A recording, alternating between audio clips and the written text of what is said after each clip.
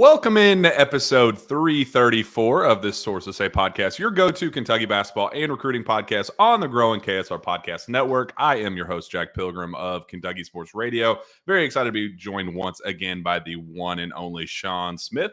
Sean, how the heck are you? I am fantastic, Jack Pilgrim. Texted you this morning. I was like, "Hey, when are we gonna record Sources Say?" And we got quite a bit of news since the last time we recorded. Kentucky has a backcourt. Kentucky has shooting. Kentucky has veteran guards on its roster. It was a piece that was missing, and he added it all in one day. Let's start with the news that we kind of thought could break while we were on last week's show with Koby Brea, the nation's leading three-point shooter out of Dayton. Sean, this was a guy that Kentucky had to beat the best of the best for. UConn, Kansas, UNC, Duke, Kentucky were his final five. And Kentucky is able to go out no matter what the national analysts and you know, the UConn angle and wherever the news was coming from with Koby Brea, it almost came down to it's by process of elimination. Kentucky is the only option left for him. I don't think that was totally fair. This was a hard-fought battle for him to get to that final group, then kind of the final three that it came down to. But for Mark Pope to go land a coin flip three-point shooter who does it better than anybody else in college basketball at the volume that he does it, Sean, I think it's the perfect fit for Mark Pope, and I am thrilled that he's a Kentucky Wildcat. Is that music on your end or mine? It's part of the... Okay, because that was freaking me out. I was over closing every tab I can find.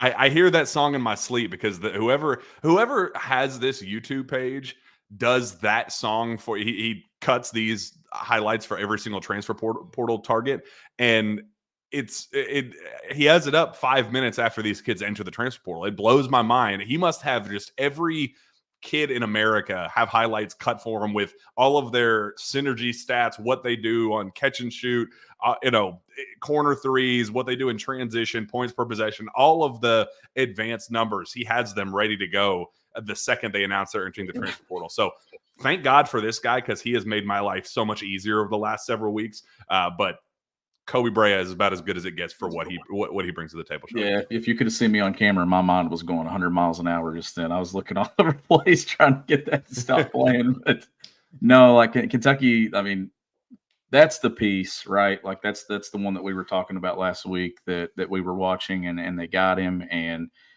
the efficiency that they get with him, Jack.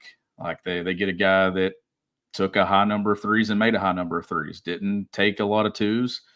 He kind of was a specialist there from three-point range, and I think there's more to his game, though. Like I think that he'll be able to showcase some things at Kentucky that maybe he didn't get to show at Dayton. But the one thing that you're seeing there on the screen is the way that he made shots from different spots on the floor and how much range he has. But the effective field goal percentage number like that you get is ridiculous. Like that's a guy that the way effective field goal percentage and stuff works, it weighs made threes more than made twos, obviously, because they count for more points. And when you take and make more threes than you attempt in twos, your effective field goal percentage is going to be higher, but his is significantly higher than a majority of what you see around not just college basketball, but the game of basketball. So you add an efficient, not just shooter, but an efficient shot maker from deep. And it allows all those other pieces on this roster to kind of settle in. And now you can kind of see what the blueprint could look like offensively when you got a floor spacer like that.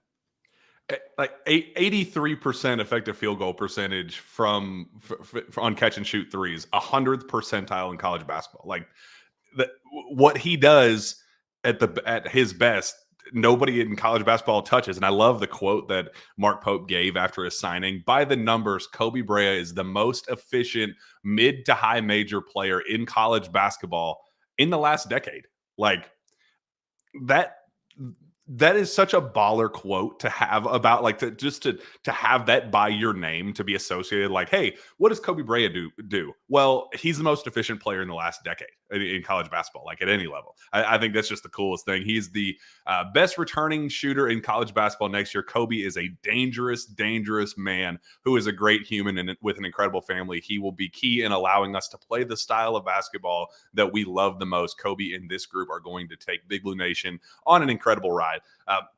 Like I said before, it was my understanding during the recruiting process with Koby Brea that he initially wasn't totally in love with Kentucky because the early signs didn't show a cohesive plan of what a national title contender looked like. He didn't want to be, he was one of the guys that I talked about a couple episodes back of, he didn't want to take a chance on his last season of eligibility. He knew that he wanted to go to a winning situation. He wanted to go compete, go on a run in March, and he just didn't know if Kentucky could get there and didn't want to be one of the first people to sign up in case the pieces wouldn't end up coming together. So he was in very much wait and see mode with Kentucky initially, kind of zeroed in on UConn, Duke, UNC. Kansas was never really a true top option, but it was one of those schools where he was really in love with.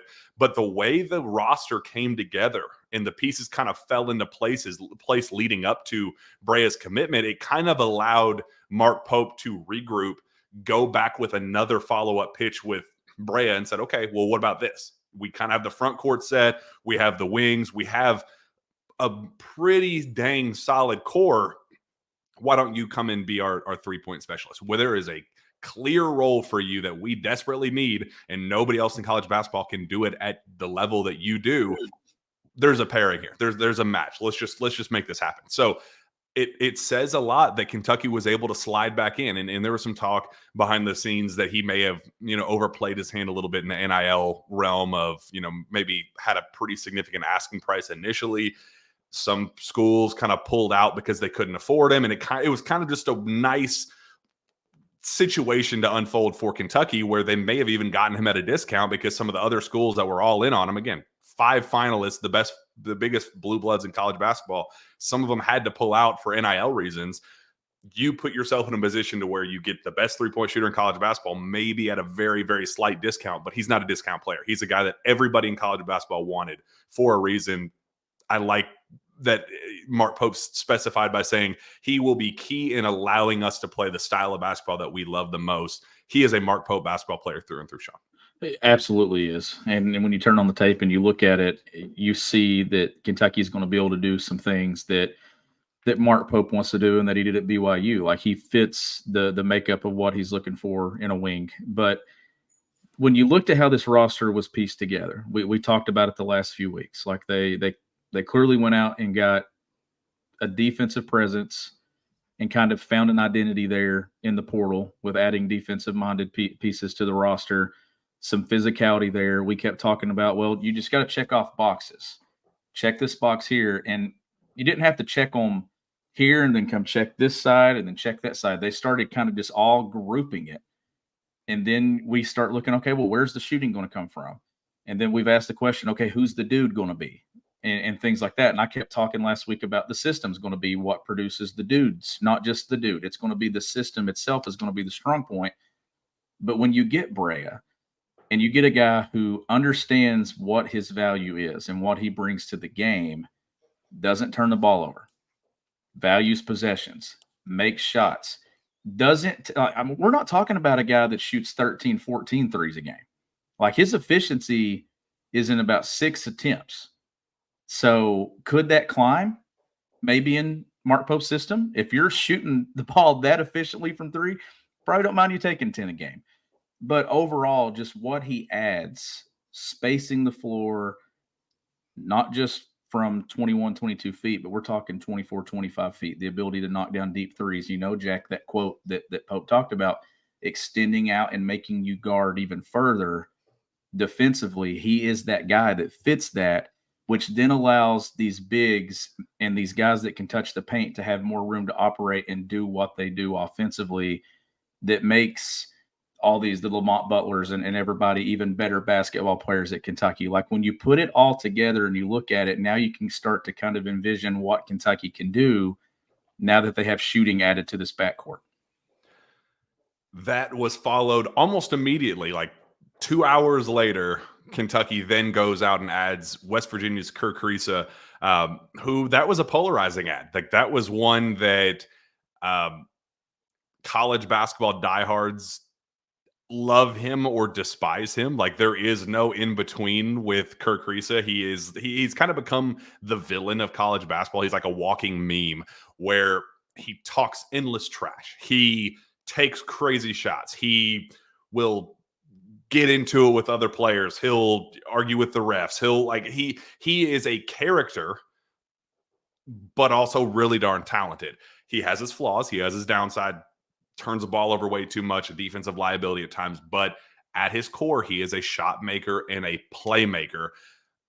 Among the best in college basketball. You get the quote from Mark Pope. Kerr Kriisa is one of the best shooters in the country. I feel like I've been recruiting him for the last 5 or 6 years since he was a prep player. He is one of the most experienced guards in all of college basketball. Kerr played on some great Arizona teams, and then last year in the hallowed halls of West Virginia.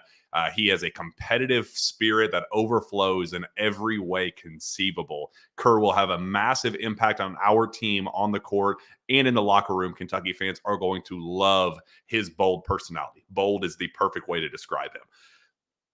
There are downsides, but for a system fit, he fits to a T, exactly what Pope is looking for from a facilitating perspective. There wasn't a true lead facilitator signed up to this point. You needed a guy that could kind of lead the charge in that realm.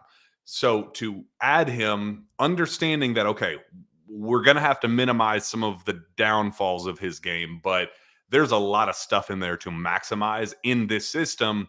He's a huge, wildly impactful scheme fit. I think, Sean, that those two guys kind of go hand in hand. There's going to be a lot of back and forth chemistry between Kerr Kriisa and Koby Brea.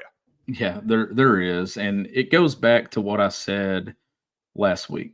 It's another guy that this staff and that Mark Pope, well, not the whole staff, but Mark Pope himself evaluated and game planned for and scouted against. Like that's another thing, like another Big 12 piece that he saw with his own 2 eyes. And I just don't think that that's coincidental, Jack. I think that is a thing that going into year one, Mark Pope is like, I want to know what I have.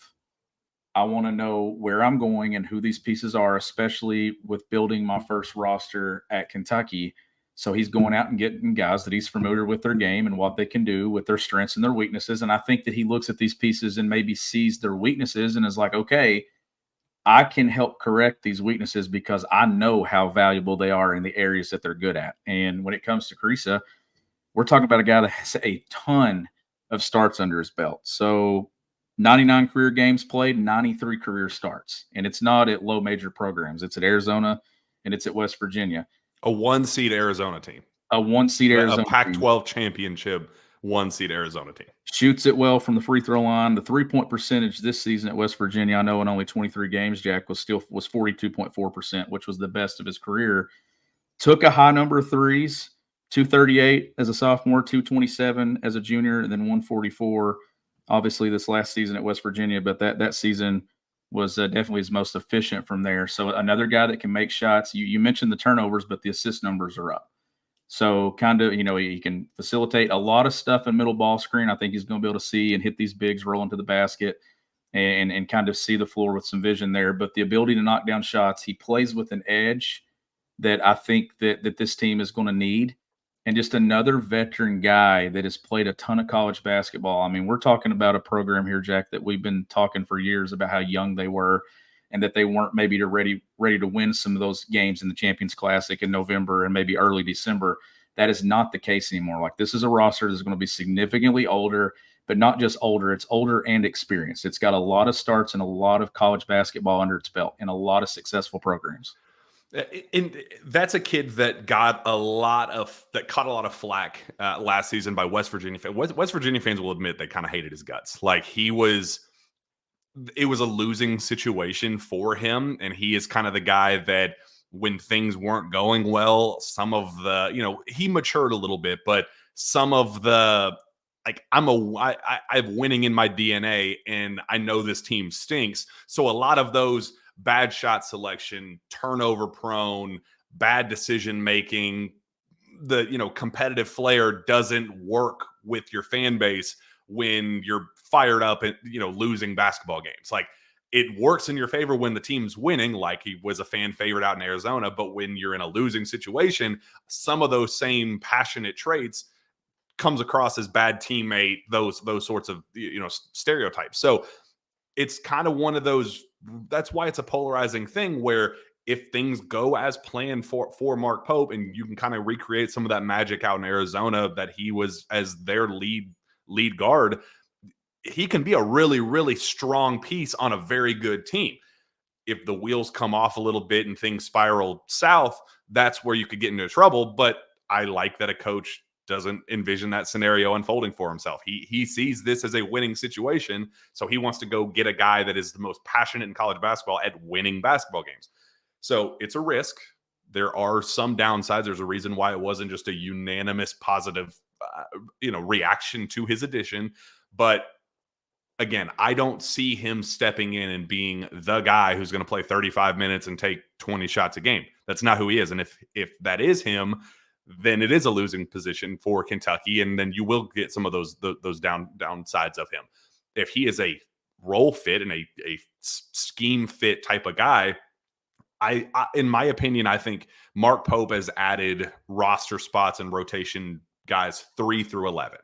I think he has the core down pat. I think that he added like you said to start the show, he added rebounding, he added defense, he added shooting, he added facilitating, he added leadership, he added experience. He kind of fit all of those roles 3 to 11. Now he needs to go and add 1 and 2 and 12 and 13 at the end of the bench. It's a really scary position to be in because you are relying on some guys to pull their name out of the draft. And, if not a Wooga Poplar, a Jackson Robinson, a Chaz Laney, or one of those types of talents, you're leaning on them to not only commit to your school, but also pull their name out of the draft. It's a 2-part thing. So it's a tricky situation, but it's a really strong base that Mark Pope has found himself in, where I don't think there's a need for anything beyond a stretch 4. That's another fit. And Mark Pope kind of addressed that, said he's going to add one more big, a guy that's capable of going out, stretching and knocking down shots. And then he's just going to push all of his chips in on a star. Pick one, pick your poison, whoever that is. That's a really scary situation, but it's also a healthy position if you can go land a Jackson Robinson. And I think Kentucky's in great shape to do that. Absolutely. And it just the versatility that they have with the kind of the flexibility that he has to look at some different things across the roster now. Like you've got guys that are known as defenders. You've got guys that can touch the paint off the bounce. You've got some physical guys in your backcourt. You've got shooters. You have a combination of bigs that can do some similar things, but also some of them have more upside than the other. Like you've got your upside pieces that could really break through and become a star. And if that happens, then great. If it happens a year or 2 from now, you've added all that to your program, Jack. And I just kind of like how this has all come together in the matter of about 3 weeks, because this wasn't an easy transition. This wasn't easy to do. And putting a staff together and then putting your entire roster together all at the same time, that's a significant challenge for a man that probably maybe just now might be catching up on sleep over the last 2 to 3 weeks. But maybe, barely. Maybe. And well, he wasn't today because he was going around all over the place. I ran into him in the hallway at school. So like I can kind of tell you, firsthand that he's still active and doing all this stuff, and the Derby and everything else. So he's poor guy, dude. He's going to crash here in the next 2 weeks as we get closer to mid to late May. And he deserves a vacation in that June period, or that first week of June, where the roster should be set by then. And Peach Jam isn't Peach Jam. Yeah, shut up. Don't say it. I'll say it this time, not you. Peach Jam's not till July. There's that recruiting gap.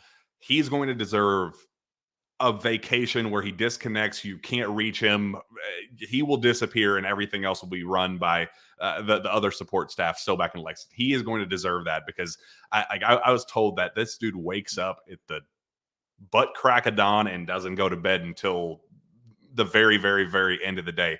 Early riser, late faller.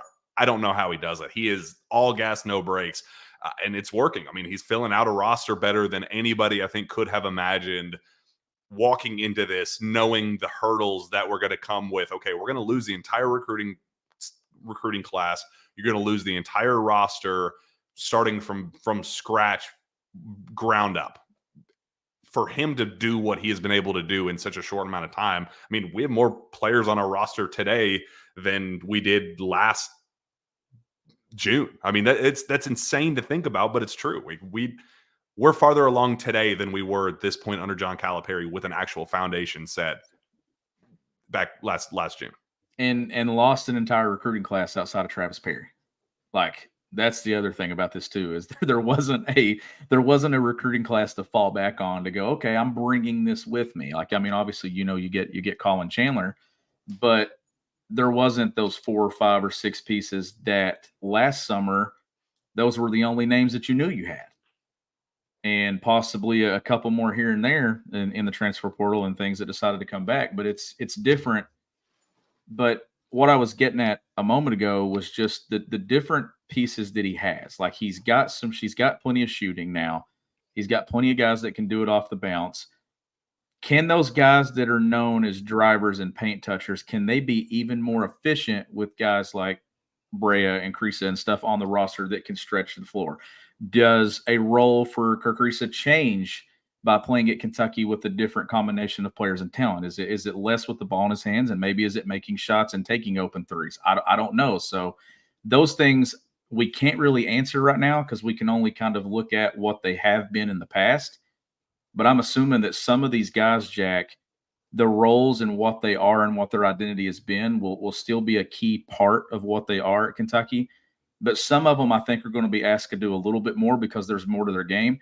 But I think some may be asked to do a little less and become more efficient players, like an Otega Oweh. Like, is he going to take the same number of shots at Kentucky that he did at Oklahoma? I don't think so, which is going to in turn make him a more efficient player, because I think he's going to understand and value those possessions and get better looks and get better opportunities.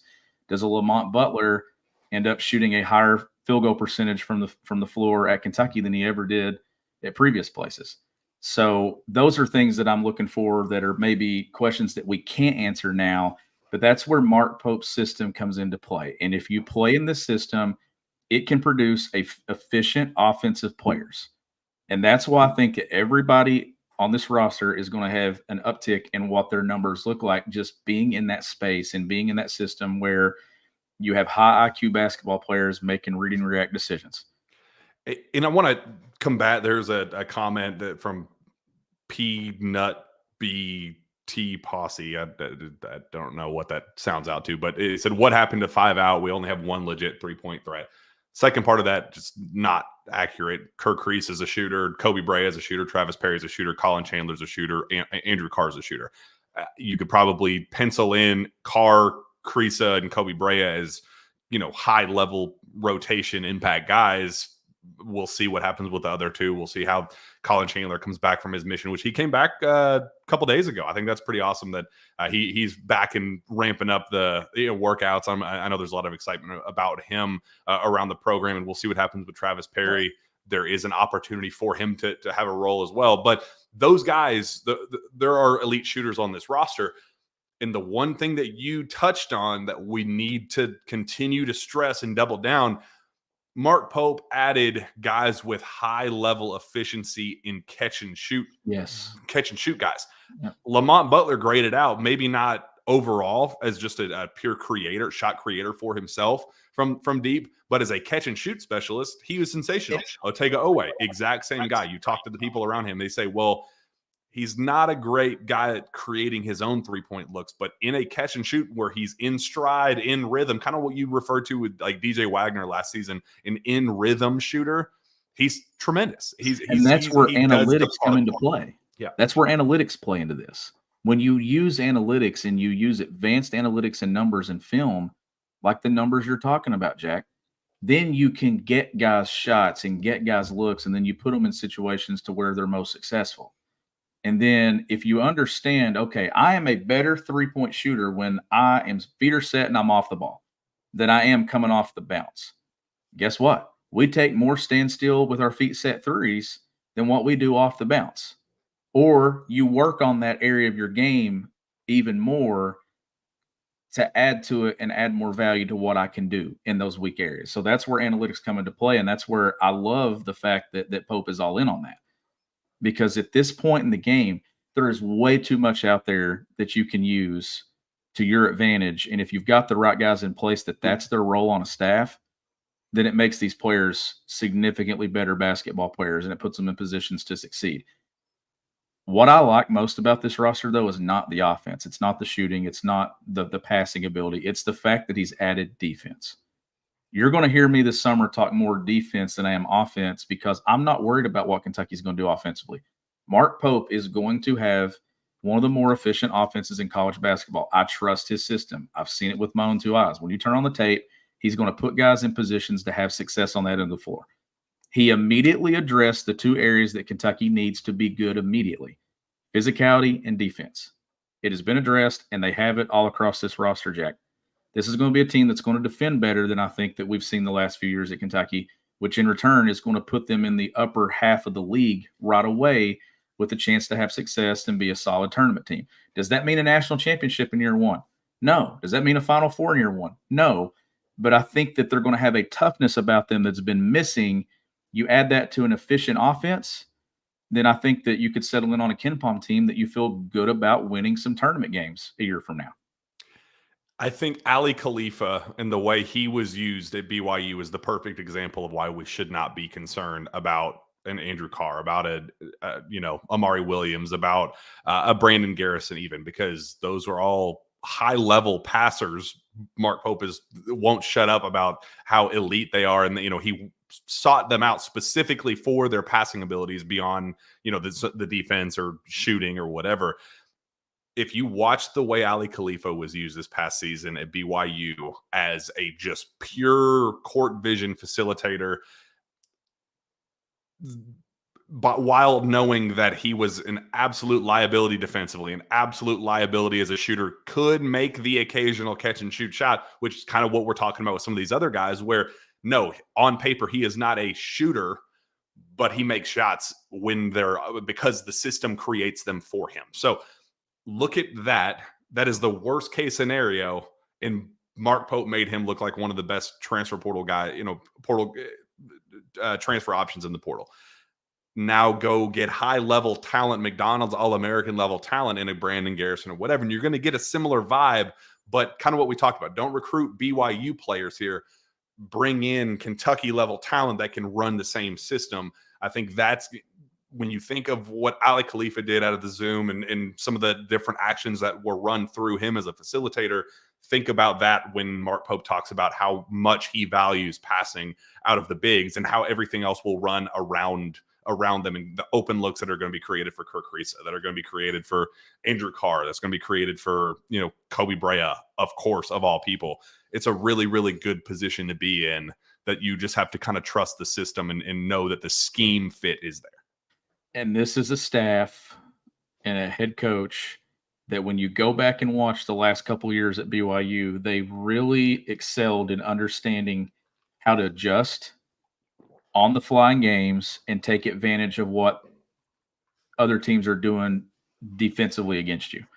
Like, they'll run things and maybe they get a switch out of it, and it's a guard on a big, or it's a big posting on a guard, or it's a bigger size guard with some size that can post on a mismatch. Like, they'll do those things and they'll recognize it. And guess what? They'll continue to go to it. You think you're taking away this, and yeah, you maybe are taking away a certain part of what they want to do offensively, but they'll make you pay by making adjustments. There are going to be adjustments made offensively and defensively that just were not being made the last few years. And like I said last week, that's not a dig at the previous staff. It's just a completely different way of coaching. And Mark Pope will make those adjustments on the fly, and there's no stubbornness to it. There's no wanting to do it one specific way, it's like, okay, you're taking this away. Well, we'll make you pay. We'll sit a guard right here and post you, or we'll duck in. We'll do some different things like that. So seeing that on tape is what gives me a lot of confidence that Mark Pope is going to take all these pieces that have been in roles at previous stops. Some of them are going to take on more. Some of them are going to take on less. But when you look at the overall product of this, I think you're going to have an efficient roster with guys that are probably going to have some more the more efficient years of their career on the offensive end of the floor, that whatever they decide to run, whatever their pillar of this ends up being offensively, is it a lot of zoom? Is it a lot of ball screen? Is it a lot of dribble handoffs? Like what is it that we're going to see out of this team offensively? It's transition threes. We've known that. It's going to be advancing the ball in transition and getting early looks from three. All those things are going to factor into this, Jack. But I think the one question that you have to maybe have about it is a lot of new faces that are going to be doing some similar things, but some different things. We can hope these guys are acceptable to those roles, but until you get into these practices and see it, there's going to be a little bit of adjustment for some pieces and some people. But the experience of playing as much college basketball as they've had, it's actually a good thing. It's not a negative thing. That they've played a lot, they've done a lot. Some of these guys have been at multiple transfers, multiple spots. Those things play into it and help too. Like they have the ability. Players today have the ability to adapt and change on the fly with the transfer portal era. There's so much change going on. I would expect this to be a veteran-led team for sure. That's going to make that transition even easier. But the most important thing that I'm going to keep coming back to, he hasn't coached these guys, but he has coached against these guys. He knows them just as well Kerr as Kriisa coaches that added to the list. He knows those guys as well as some people that have coached them. When you scout and you prepare and you play people in your conference, you know those guys almost as well as you do the pieces on your roster because you were preparing for them maybe a couple of games a season, but you're watching them and getting things ready, and you understand them on a level that's pretty deep from a personnel standpoint. That is why I think he's taking these pieces, because I think he saw things in their game that he can make even better, but he also saw the things that absolutely just blew them away. I mean, these are guys that scored 20 plus on him. You go look across the board. Kriisa scored 20 plus and hit 5 threes against BYU.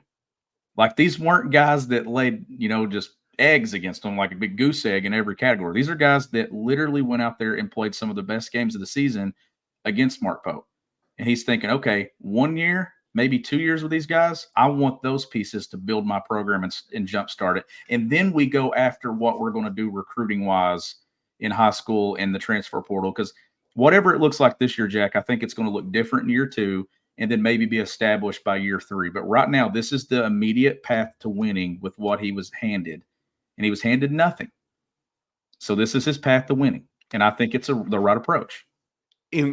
I love the Brandon Garrison example with that, because Brandon was a guy that was seen as the high potential, project bid coming out. Again, I don't think that was totally fair, a characterization of him, but he trusted his gut, knowing that he torched BYU at Oklahoma State. He torched Alvin Brooks III at Baylor and against Baylor, and knew that he had great off support on campus. It was going to be a battle down the stretch, that it was going to be at least 10 more days, if not more, before he was going to finalize the decision. He was going to go through all of his visits. He was going to be really, really expensive.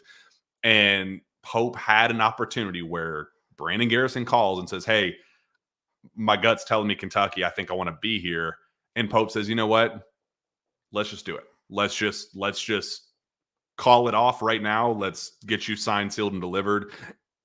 Thanks, but no thanks. Great Osborne. If you want to come in 10 days and, add to the fun, by all means, but just know that it's going to come at our cost now. It's not going to be the NIL lucrative deal that you were hoping for. And you're sure as heck not going to get the minutes and role and all that. And it just was very clearly not going to be a fit when the other schools were offering similar things.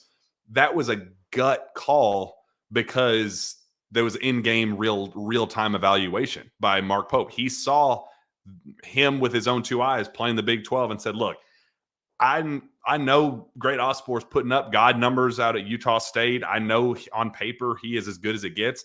But I have seen with my own 2 eyes Brandon Garrison torch my ass. I want to be able to do that to other teams. I can work with that. I know that the foundation for him as a basketball player, I know that it was a little bit of a longer runway with him, that he has 3 years left of eligibility. I can kind of mold this guy like a piece of clay and get him to where I want him to be consistent night in and night out as a McDonald's All-American level talent out of high school. I can work with that. Let's just trust my gut. It was a gut call. It could end up being wrong. Great Osborne could be an All-American at Louisville. There is a real chance that Great Osborne becomes an All-American at Louisville or Texas Tech or Washington, wherever he lands. And we're going to have to eat that. Like, we're just going to have to accept that he was in hand, wanted to play with Amari Williams. Very real chance he was going to be a Wildcat. And we passed on that because there was bird in the hand with Brandon Garrison, and it was an opportunity that Mark Pope didn't want to pass up. That takes guts. But I also trust his eye. I trust his evaluation, and we'll see how it kind of comes to fruition for this point forward. It's a risk, but it's one that I'm willing to take after the fact. But now you are still in need of a top level star. There's a clear role that's available for a Jackson Robinson, for a Chaz Lanier, for a Wooga Poplar, or whatever. What are your thoughts on that, Sean? Like, what is the level of necessity with a guy like Jackson Robinson and adding him to the roster to turn this team from maybe an NCAA tournament team to a contender in the NCAA tournament? And that's another thing too with this is I would prefer it to be him because of the familiarity and a guy that understood and played his role very well for Mark Pope and has that experience, has achieved, high honors at BYU and in the Big 12 like that. That's the piece that I would want, because I think that would be a guy that you could consider to go be Kentucky's dude, that could go get you some things. And then you got your system pieces and things that are going, your guys that are going to thrive in that. But then when it comes down to a possession by possession game, you got a guy that you can lean on, that you've coached for a while, that can go get it. Because early on, that's going to be the thing, is like, there are going to be people on this roster, Jack, that earn trust at a rate quicker than some. That's the one thing that's going to be transition here, is you've seen them, you've coached against them, you've evaluated them. Now you got to trust them. And that's not always going to be at the same speed for everybody. 1 through 11 or 1 through 12. You're going to have these guys that emerge that you trust more. And I think that would be an instant guy on this roster that he would have trust in. I think that's a pretty solid point to kind of start the season on. But just overall, like what this roster looks like, and I don't know where they're going to settle when it's all said and done. And preseason stuff's going to have them all over the place. You're going to have people that's going to have them maybe not even the top 25. You're going to have some that's going to have them 15 to 20 to 25. Like, I don't really know where the accurate place would be.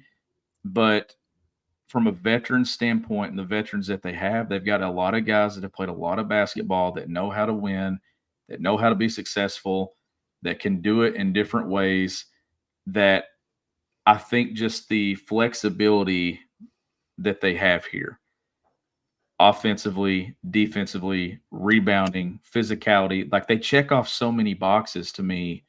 Big game moments, Lamont Butler hitting a game-winning shot in the Final Four. You've got guys that have given you plenty of examples that they can have success. Now it's about, can they have it together? But when you look at it, and if Steven puts the graphic back up here of the roster and the pieces, and I mean the one that we've been seeing, it's actually really helpful when you got 9 or 10 new faces that you can kind of go through and check all of them off. But you can't just take all one-year guys. You've got to have some upside pieces that if it hits, Jack, they could turn into NBA pieces. Like, Brandon Garrison. Like, that's a guy with a ton of upside that is still young, that has a lot more to his game, but still showcased a lot in a role that he had this season. So you get your one-year pieces. You get your Koby Breas, your specialists that we know what they can do.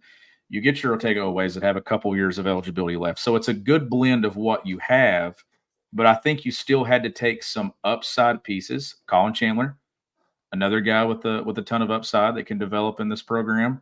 Brandon Garrison's another one as well. Like, you have to have that balance when it comes to the roster construction.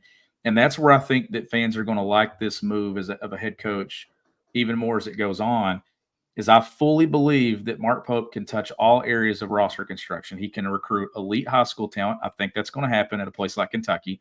He's going to be able to recruit the transfer portal, but being able to retain guys in this program for a number of years and grow in this program, maybe a Colin Chandler, Travis Perry, some pieces like that possibly, that if they come in and they outperform Reed Sheppard expectations, like, not saying they're going to be Reed Sheppard, but that trajectory of come in here, you think you got them for a few years, and then boom, they're just so good they're out the door after one. That's still going to happen.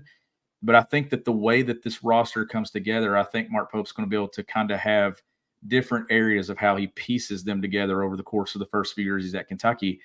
And that's something we weren't going to get with the previous staff. That identity had already been established. That culture was already in place. This culture can kind of have all of it into one. And I think that builds pretty solid rosters in today's college basketball. So do you need one? Do you need, like, what are the next steps for Pope? What do you think that he needs to do to round this thing out? He's already kind of laid out his own vision. His conversation with Tom Leach on the Leach Report Friday morning, he said that they have 3 elite bigs in his mind that he, trusts to be the foundation, core guys.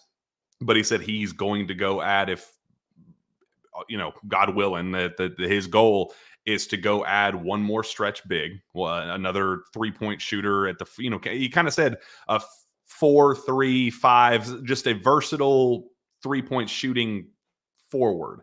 That's one. And then he said, some of these other decisions, we're just going to have to wait out the draft process and see. So clearly top end star talent. He thinks that you're looking for some of those decisions with a Jackson Robinson, with a Chaz Lanier, Wooga Poplar. Those all fit that mold. But what do you think is necessary? What do you think he has to do to make this a Final Four team?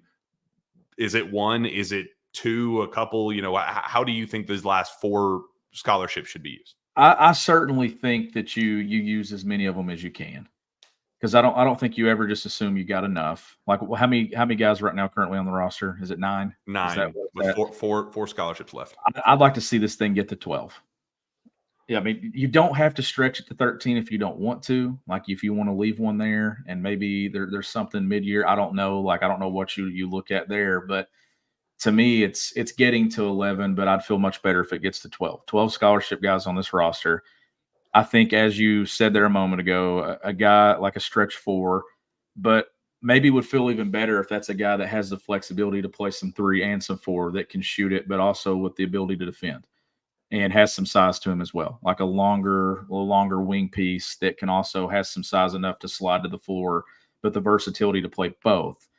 If you can find that, I still want Jackson Robinson. That's still the piece. Jackson could, in a pinch, fit that void as well. Exactly. And if that's the guy that you get there, but I still, if we get 3 more booms, and it doesn't, to me, it's not as much about if you get what I just named and we can get what I just said. I mean, I don't think you can ever have enough shooting on the roster. So if you go get another guy that can confidently knock down shots from perimeter and can kind of do a couple of things, then I'm good with that. Do you go find another guy and use one of those scholarships on a guy long-term development that you can bring into your program that you have that has high upside and has potential? Can you find that somewhere?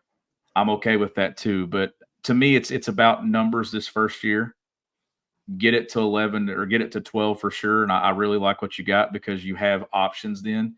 You have competitive practices. That's where I'm looking at how active they get in filling out this roster and using these scholarships. Like, I'm taking as much as I can with this first year. But you're right. He could fit those roles that I just talked about. And I think that's probably priority 1 for Mark Pope right now, because add something else to that interior. Don't just go in with what you got. I mean, I like what they've got in those pieces, but add a little bit more there as well and give yourself more options.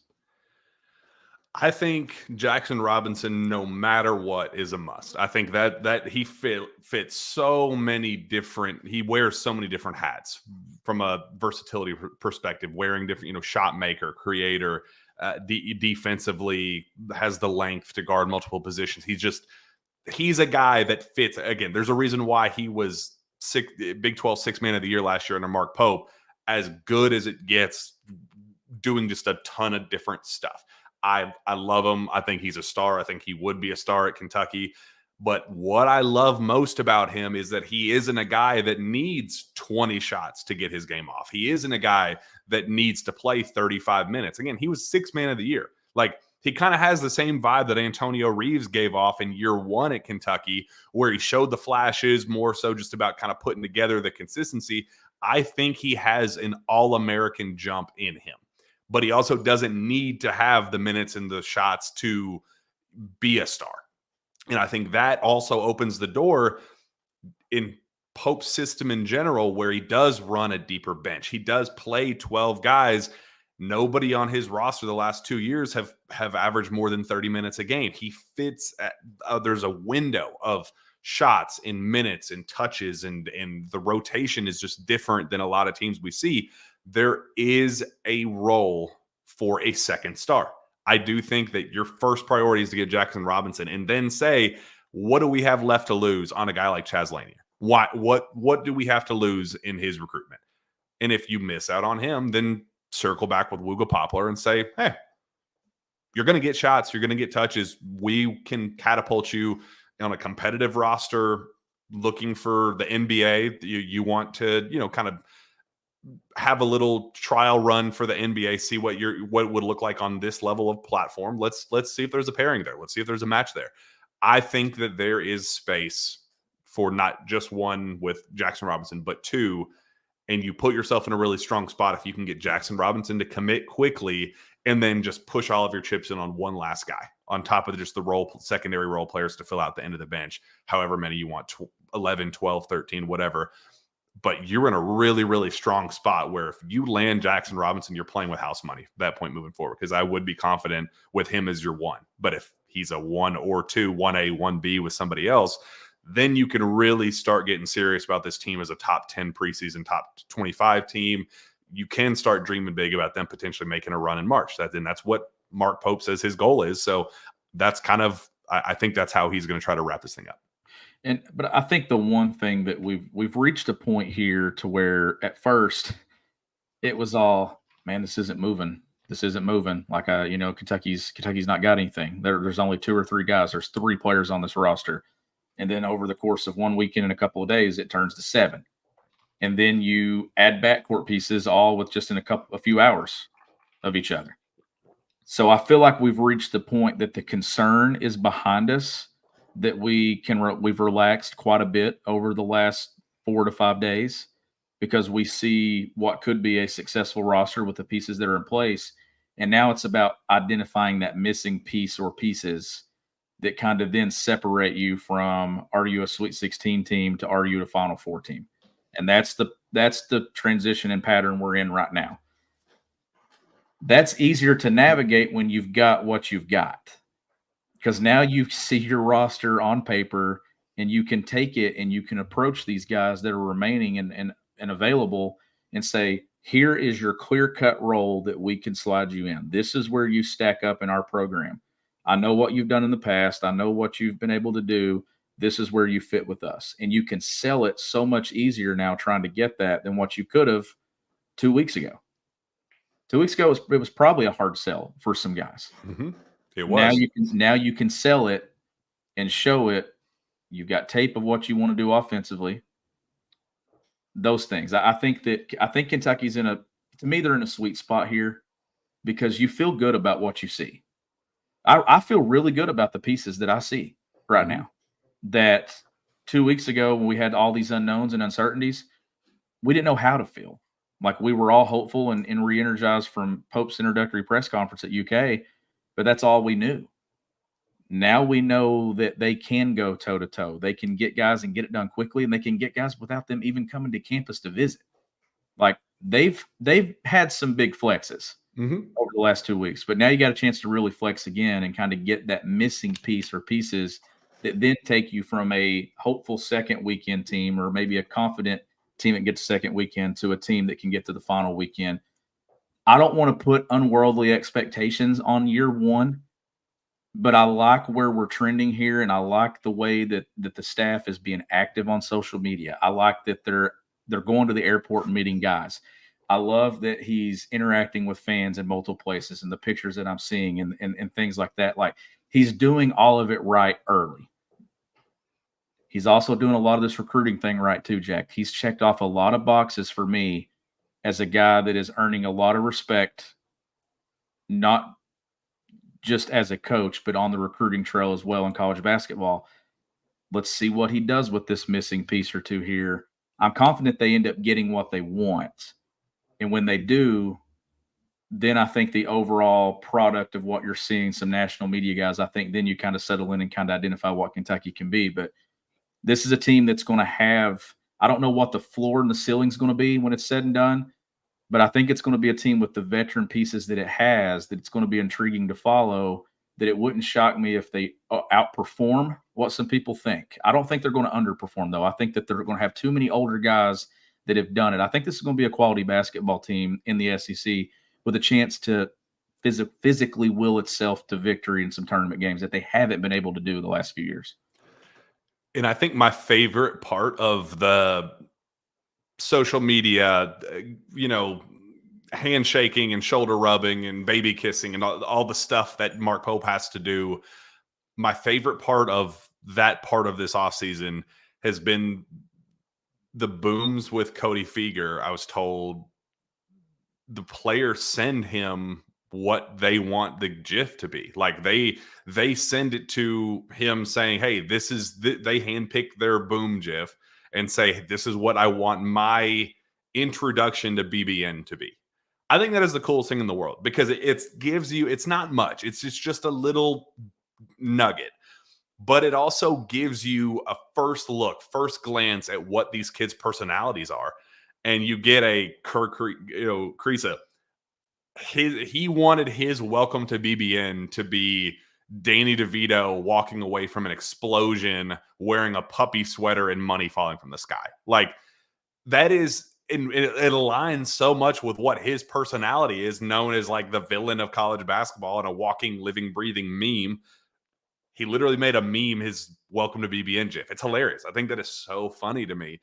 And then you get Brandon Garrison. People were just kind of connecting dots and thinking, okay, well, it's an eastbound and down GIF where you get Danny McBride throwing a double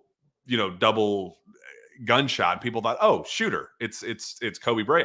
And then it ends up being Brandon Garrison, and he's wearing the cowboy hat, and they think, oh, well, he's just connecting dots that it's a cowboy. But no, it's just because Brandon Garrison likes eastbound and down, and Danny McBride acting it. I think it's hilarious. It's just the little things. It's not that is going to make the difference in whether or not Kentucky wins a national championship or not, but it's a personalization. It's a person, they're making this program welcoming to these kids and saying, hey, again, this is our program. It's not just me as Mark Pope. It's not just Cody Feger and Jason Hart and Alvin Brooks and each individual player. It's all of us together. We're going to make this most welcoming environment imaginable. And it's just one little extra thing. Well, I think too, a big thing here, and for the fan base, is there's no longer this huge, like, just gorge or valley below us that's connecting program to fans. It is now, we're like all standing here, and there's this transparency. There's this, like, you're still moving silently with some things, but there's a connection here that I think that the personalities of the coaching staff is, fans are getting to know the assistant coaches. And it's not just another guy over there sitting on the bench that you're wondering, what do they do? Like, they're putting out, gifts and stuff and things on Twitter and on social media, and they're building excitement about commitments. And that is a connection to the fans. That is giving something to the fans to engage with. It's just engagement that for a long time in this program, it was, the media this, the media is bad. But in that shift, maybe the media is bad. Maybe some in media are bad for your program. That's everywhere. But what happened with that is I think the divide between fans and program also happened. Whether that was meant to happen or it just happened over time, it just got to this point, and then there was just nobody was ever on the same page. So it may be corny to everybody else around college basketball, but to me, I see a connection between coaches, players, staff, fans, program, all of it. And it's been fun to follow for the last couple of weeks. And now when you see one like that, Kentucky just landed somebody. It's like Yahtzee in football. That's something that latched on, and it has been there, and it continues to be there. That's cool. It gives something for the fans to connect with to the program, and that's been missing for a long time here. And ultimately, that is your lifeline. This fan base is the lifeline of this program. It is what makes it special. It's what will make it special 50 years from now when we're no longer on this show doing this and somebody else is in our seats, unless we're really old. If I'm 50 years from now still doing Sources Say, I mean, something will have gone very, very right for us. Yes, something will have. But overall, I just love the breath of fresh air that I'm still breathing with this, and with each passing day, like seeing Pope in the hallway today at school. You should have seen some of the people. Explain that a little bit. What was the energy in the building seeing that guy walk up? What is the clout that he kind of carries himself with? That makes sense. It's fresh, and I think that the people are excited about it. Like they're clearly we tried to be like, now that it's over with, I can probably say it, but like we tried to be pretty quiet about it because we didn't want him to just get absolutely rushed with people in the building. There were some people that saw him, and we were kind of trying to be quiet about it because obviously they were touring the school and things. Like, he has kids. Like, there's decisions that are being made for their family right now in transitioning to life in Lexington. So, but there were people and there were staff members that saw him that were like, I just want to take a picture with him. I just want to take a picture with Coach Pope. So he has that same wow factor about him that to me, John Calipari had when he would go places like that. Like, people want to take pictures. People care. He's got a face that everybody recognizes now and things. And then I have people that I work with that are like, I was 9-10 years old when Mark Pope won a national championship in Kentucky. I relate more to that guy than I related to anyone else that's been in this seat because I've watched him play. So you're kind of hitting all areas of this, but he to me has this wow factor that has happened quickly, that if he wasn't the head coach of Kentucky and it was Mark Pope just a few months ago, the head coach at BYU, the former Kentucky basketball player, he still would have had it, but it didn't pop as much as it does now. But who's to say this guy doesn't become a legend here? And he's the next national championship head coach to lead Kentucky to a national championship and a one shining moment tag that we remember for the rest of time. Like, I think it's a really cool thing. It's just the overall excitement that at first was like, what the hell are you doing? Hiring this guy, that even I had for a brief moment because I had locked my eyes in on A, B, and C. That's wore off now, and he's won over the fan base. And I think that I saw that today with my own two eyes with people too. So listen, the longer this thing goes on, the more confident I am that he is going to have success here. Speaking of who is no longer in the chair and is now in Fayetteville, he got a pretty significant addition today. Adu Thiero takes his talents to Fayetteville to play for Coach Cal in the Razorbacks.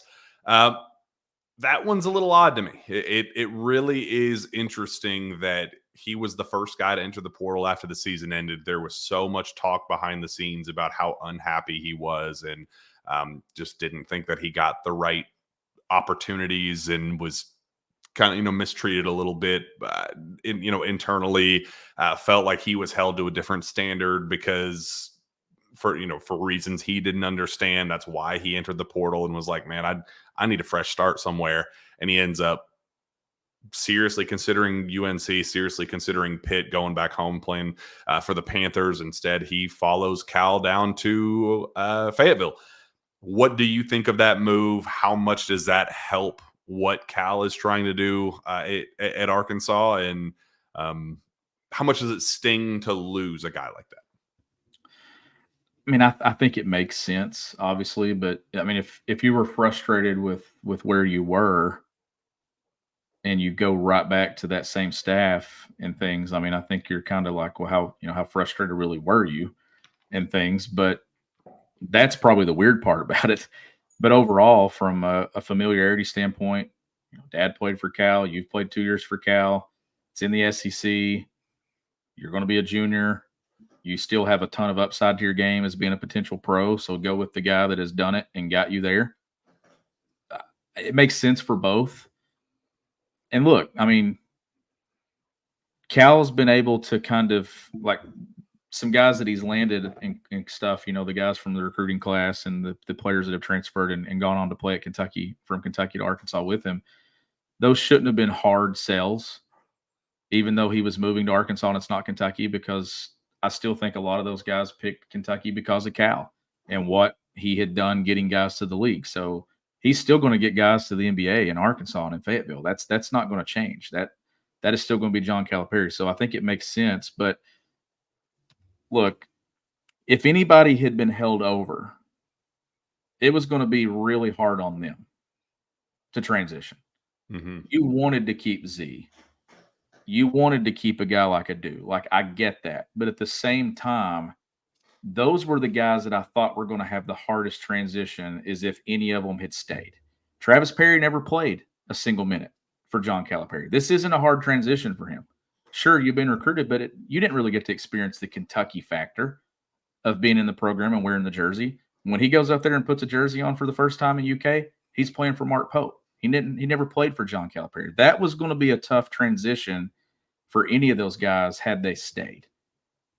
So that's why I'm actually okay that in the end, none of them did. So I think that Adu put himself in a situation to continue working under people and playing under people that he has familiarity with, the same way I'm talking about familiarity with Mark Pope and the guys that he has on this roster that he knows. That would have been hard, too, for Mark Pope to have to coach guys that had been coached by the previous staff. I always thought that was going to be a tough thing to do. So a clean break for everybody that sets him up here and sets everybody here, I think, is probably the best thing that happened. The quote that Adu gave was kind of interesting to me. He said Cal is known for putting guys in the NBA that also stay in the NBA. And Coach Kenny Payne, who is now with him again, was also there for some of those years. After already playing for him and developing after 2 years, I feel that he knows my game and will put me in the right position to succeed and achieve my goals. I think those last couple words were pretty telling to me. Put me in the right position to succeed and achieve my goals. Because the talk behind the scenes was that he didn't feel that Cal was doing that up to this point, and it took a sell job to get him to say, all right, I haven't felt that way, so what is your pitch going to be to me moving forward to trust you to do that with me at a new location? We don't have the Kentucky effect. We don't have the platform. So now it is truly going to come down to just personnel and the nuts and bolts of me elevating my game to get to that next level. It's my understanding when he entered the draft initially, there were some people in his circle that thought that he was a first round pick today, right now. A little delusional, but it also kind of, it's not that far off considering he's already listed as a projected first round pick for 2025. So he knows that this is a really crucial year for him, and it is kind of a make or break. Wherever I go, it's going to be my last shot, so I better make the most of it. So there is a lot of trust there in saying, Cal, I don't think that you've done your best job with me up to this point, but you also know me and you know the way I operate and what makes me tick. You coach my dad. We have the familiarity. Let's just finish the job. It hasn't gone as planned the first 2 seasons. Let's finish the job at Fayetteville. It's a risk on his part.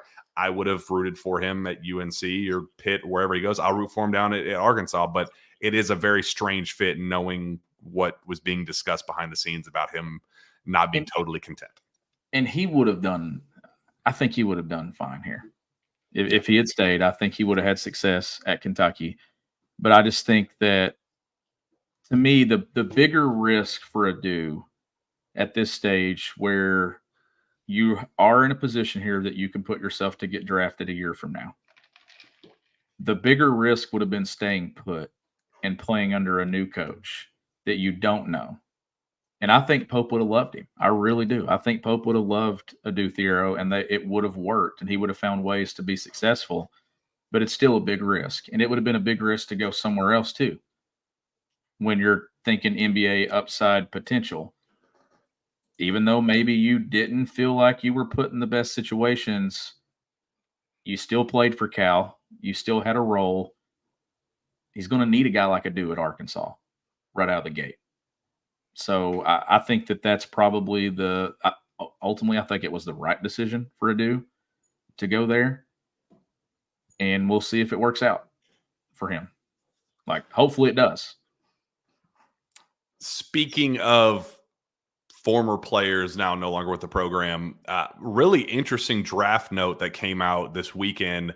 Rob Dillingham and Reed Sheppard officially received their draft grades from the NBA, and they both officially get top 10 grades. So the NBA, when filing their paperwork to say, hey, I'm officially entering my name in the NBA draft, what do you got for me?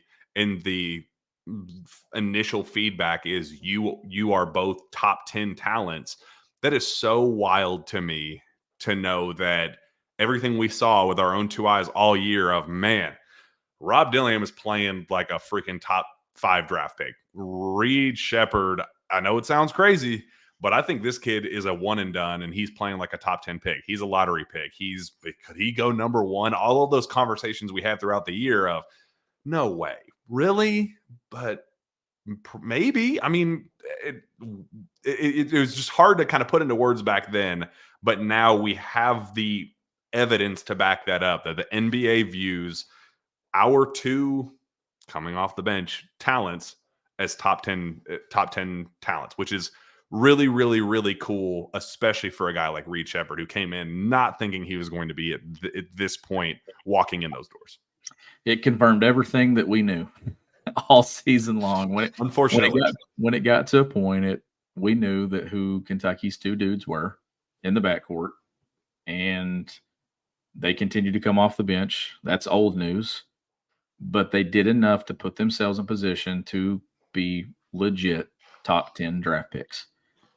And all those things that you just said that we were talking about Reed Sheppard, where people were like, man, is he really possibly a top 5 pick? Does that make sense that he's shown up this high on lottery boards and draft projections? Yeah, it does. Like it. And same thing for Rob. So it's still going to be another night for Kentucky basketball where fans are going to support former guys going and chasing their dreams and achieving their dreams. Interested to see what John Calipari's quotes are like. Does he attend? Is he in the green room? He has to be, I think. Yeah. You think? I think he's, yeah, because he coached those guys. Like, to me, you're in the green room as somebody, if they want you there. That's hopefully wild. That it is. But what color suit's he gonna wear? I don't know. He can't show up in a red suit at Reed Sheppard's table. He can't. He'd have to be neutral. Yeah. But I still think, as the former coach, those 2 are appreciative of what Cal did in getting them to that point and help getting them there. That it's going to kind of be the last thing Kentucky connected with John Calipari. That's it. After that, like, it'll still be draft night where we'll still be talking about Cal, possibly if he's there, but it'll be the last bridge to the Calipari era for Kentucky basketball. That's it. That's the final piece. So that's intriguing to watch, at least. But, congrats to those guys. I hope that they fall where they want to go. I hope that they land in places where they can go be successful right away, and that it's not a struggle and it's not a grind for those 2, because I think that they both have games that are going to transition to the NBA, especially Rob. I think Rob's going to instantly be able to go score for someone a year from now. I think Reed's going to be able to do a lot of things, and some NBA franchise that takes him is going to be very glad that they did. And I think that he's going to go out and do some of those similar things that we saw at Kentucky. So it's going to be another night to celebrate those guys. But it'll be interesting to see, if Cal is there and then maybe what is said about it. We heard Reed for the first time too at the Derby, which that sucker. I can't believe everything that kid touches turns to gold. He picks a name out of the freaking hat and it's Mystic Dan. He just blabbers about it on the red carpet before the freaking Derby. Somebody says, "Hey, so who's your Derby pick?" And he goes, I picked Mystic Dan out of the hat, so I guess I'm going to roll with him. Winner. It's like, dude, come on. I couldn't imagine having just the magic that he's been able to accomplish in these last 12 months. Good on him. I'd love that kid to death, but man, if you interact with him, you're going to win the lottery or become a millionaire or whatever. He's just, everything he does is turns to gold at this point. But it was really interesting. He talked to, I believe, Kendrick Haskins of Wave 3 down at the paddock before the race, and shared some insight into his decision and how he got to this point, and kind of acknowledged that even some of the early conversations he had with Mark Pope, it was pretty clear that he knew that he was leaving in his gut, that he just couldn't pass up this opportunity. Said that, Jeff kind of jumped out there and said, we just weren't expecting to be at this point. We never thought that, we hoped this day would come, but none of us in our right mind thought that we would be here 12 months after the fact, after we're arriving on campus.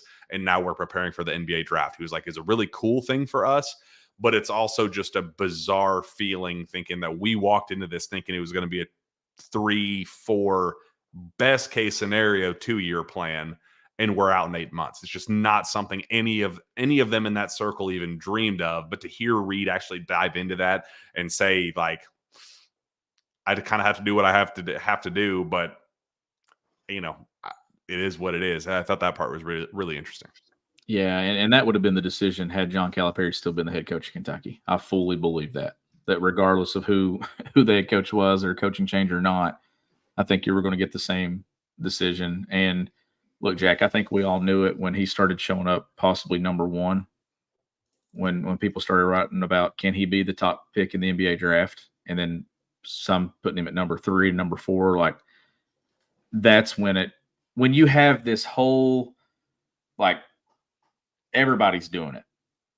It's not just one person that's saying, "Oh, this is a top 5 pick or a top 10 pick." Like, it's multiple people that are putting it out there. That's when it's like a universal thing. Like, okay, this kid is good enough that he's going to be drafted in this range.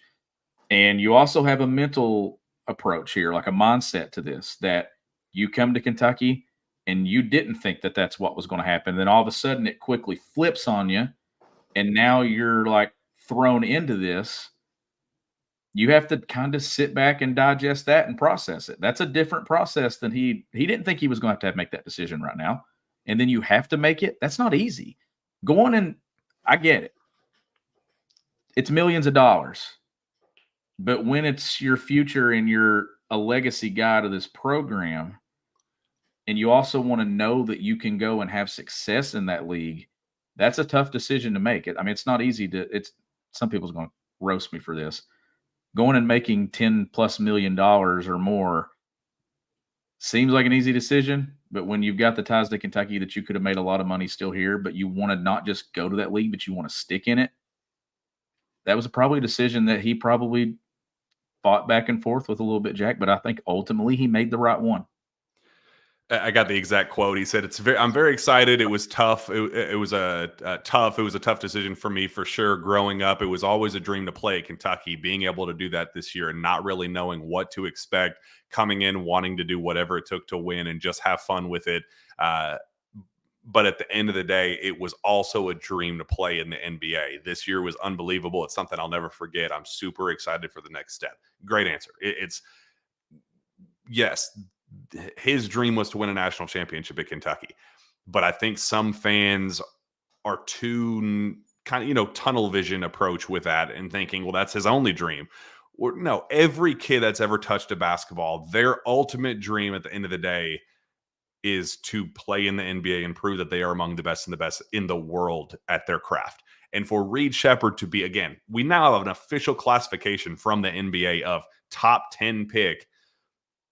That's a once in a lifetime opportunity. That is something that, again, it was my understanding going through the process as he was weighing his options and trying to decide, getting to the bottom of all of this, that there were some concerns about what were to happen if he goes to Portland, if he goes to somewhere way off in the distance, go play for the Detroit Pistons, play for a losing franchise where he doesn't have BBN at his beck and call, the passion and support and